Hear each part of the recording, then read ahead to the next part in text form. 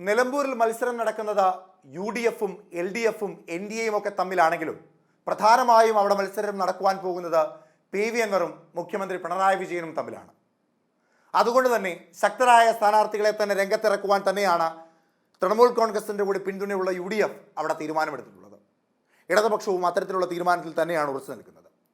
ഇവിടെ UDF ആരെ സ്ഥാനാർത്ഥിയാക്കും, LDF ആരെ സ്ഥാനാർത്ഥിയാക്കും എന്നത് വളരെ ആകാംക്ഷയോടുകൂടിയാണ് ഇരു പാർട്ടികളും കാത്തിരിക്കുന്നത്. നിലവിൽ നിലമ്പൂർ ഉപതെരഞ്ഞെടുപ്പുമായി ബന്ധപ്പെട്ടുള്ള തീയതി പ്രഖ്യാപനം ഉടൻ അടുത്ത് വരാനിരിക്കുന്ന രാഷ്ട്രീയ സാഹചര്യത്തിൽ ആരാകും നിലമ്പൂരിന്റെ സ്ഥാനാർത്ഥിയായി മത്സരിക്കുവാൻ പോവുക എന്ന ചോദ്യത്തിനും വാർത്തയ്ക്കും പ്രസക്തി ഏറെയാണ്. നിലവിൽ നിലമ്പൂർ നിയമസഭാ മണ്ഡലത്തിൽ ഒരു വലിയ മാറ്റം ഉണ്ടാകുവാൻ പോകുന്നു എന്ന ഞെട്ടിക്കുന്ന വാർത്ത കൂടി ഇപ്പോൾ പുറത്തു വന്നിരിക്കുകയാണ്.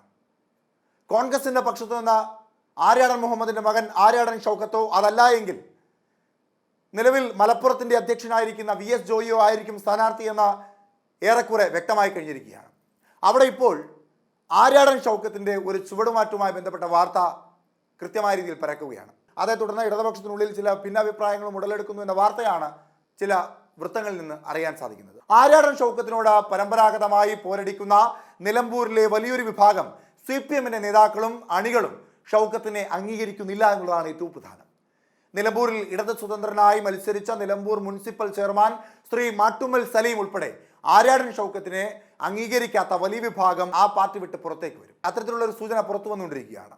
കാലങ്ങളായി നിലമ്പൂരിൽ ആര്യാടൻ ഷൗക്കത്തിന്റെ നേതൃത്വത്തിൽ നടന്നുകൊണ്ടിരിക്കുന്ന റിയൽ എസ്റ്റേറ്റ് സംബന്ധമായ തട്ടിപ്പും അർബൻ ബാങ്ക് കെട്ടിട നിർമ്മാണത്തിലെ കോടിക്കണക്കിന് രൂപയുടെ അഴിമതിയും രാധാവധക്കേസ് ഉൾപ്പെടെയുള്ള വിഷയങ്ങൾ ഉയർത്തി ആ ആരോപണങ്ങളോട് CPM നടത്തിയ പോരാട്ടങ്ങൾ വിഴുങ്ങേണ്ടി വരുമെന്നാണ് ഈ വിഭാഗം പറയുന്നത്.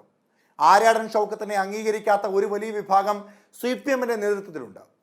PV അൻവർ എന്ന രാഷ്ട്രീയ സ്വതന്ത്രനെ പരീക്ഷിച്ച് തിരിച്ചടി കിട്ടിയ CPM നേതൃത്വം വീണ്ടും ഒരു പരീക്ഷണത്തിന് മുതിരാതെ പാർട്ടി സ്ഥാനാർത്ഥിയെ സ്വന്തം ചിഹ്നത്തിൽ മത്സരിപ്പിച്ച് കരുത്ത് തെളിയിക്കണമെന്നാണ് വലിയൊരു വിഭാഗം നേതാക്കന്മാരും അണികളും ആവശ്യപ്പെട്ടുകൊണ്ടിരിക്കുന്നത്. എന്നാൽ പരാജയങ്ങളിൽ നിന്നും പഠിക്കാതെ വീണ്ടും പരീക്ഷണത്തിന് ഒരുങ്ങുകയാണ് CPM. അങ്ങനെ ആര്യാടൻ ഷൗക്കത്തിനെ സ്ഥാനാർത്ഥിയായി വീണ്ടും ഒരു പരീക്ഷണത്തിന് ശ്രമിച്ചാൽ വർഷങ്ങളായി ആര്യാടൻ ഷൗക്കത്തുമായി ബദ്ധവൈര്യം സൂക്ഷിക്കുന്ന മാട്ടുമ്മൽ സലീം ഉൾപ്പെടെ CPM-ന്റെ വിവിധ നേതാക്കന്മാർ ആ പാർട്ടി വിട്ട് പുറത്തു വന്ന വലിയൊരു വിഭാഗം കോൺഗ്രസിലേക്കും മോശമല്ലാത്തൊരു വിഭാഗം അൻവറിന്റെ നേതൃത്വത്തിലുള്ള തൃണമൂൽ കോൺഗ്രസിലേക്കും ചേക്കേറുന്ന സാഹചര്യമാണുള്ളത്. നിലവിൽ ചുങ്കത്തറ പഞ്ചായത്ത് ഭരണം CPM-ൽ നിന്ന് അൻവർ അട്ടിമറിച്ചു കഴിഞ്ഞു. ഇനി അവശേഷിക്കുന്ന അമരമ്പലം പോത്തുങ്കൽ പഞ്ചായത്തുകളും നിലമ്പൂർ മുനിസിപ്പാലിറ്റി മാത്രമാണ്. ഇവിടങ്ങളിലും അൻവറിനെ പിന്തുണയ്ക്കുന്ന മെമ്പർമാർ ഉൾപ്പെടെയുള്ളവരുണ്ട്. ആര്യാടൻ ഷൗക്കത്തിനെ ഇടത് സ്ഥാനാർത്ഥിയാക്കിയാൽ CPM-ൽ നിന്നും വലിയൊരു വിഭാഗം കലാപക്കൊടി ഉയർത്തി പുറത്തേക്ക് പോകുമെന്ന ആശങ്കയാണ് CPM നേതൃത്വത്തിനുള്ളത്. ആ ആശങ്കയെ മുൻനിർത്തിക്കൊണ്ട് ശക്തനായ ഒരു സ്ഥാനാർത്ഥിയെ ഇടതുപക്ഷത്തിന്റെ ഭാഗത്തു നിന്ന് മത്സരിപ്പിക്കുമോ അതല്ല ഇപ്പോൾ പുറത്തു വരുന്ന സൂചന ശരിയാണെങ്കിൽ ആര്യാടൻ ഷൗക്കത്തിനെ സ്വതന്ത്ര സ്ഥാനാർത്ഥിയെ മത്സരിപ്പിച്ച് PV അൻവറിനെ വിജയിപ്പിച്ചതുപോലെ വിജയിപ്പിക്കുവാനുള്ള നീക്കവും ഇടതുപക്ഷത്തിന്റെ സ്ഥാനാർത്ഥി നിന്ന് ഉണ്ടാകുമെന്ന ചോദ്യത്തിന് പ്രസക്തിയേറെയാണ്. അങ്ങനെ വരുമ്പോൾ നിലവിൽ മുൻനിരയിൽ നിൽക്കുന്ന ആര്യാടൻ ഷൗക്കത്തിനെ മാറ്റി നിർത്തിയാൽ പിന്നീട് അവിടെ പ്രസക്തമായി നിൽക്കുന്ന പേര് VS ജോയിയുടെ പേരാണ്.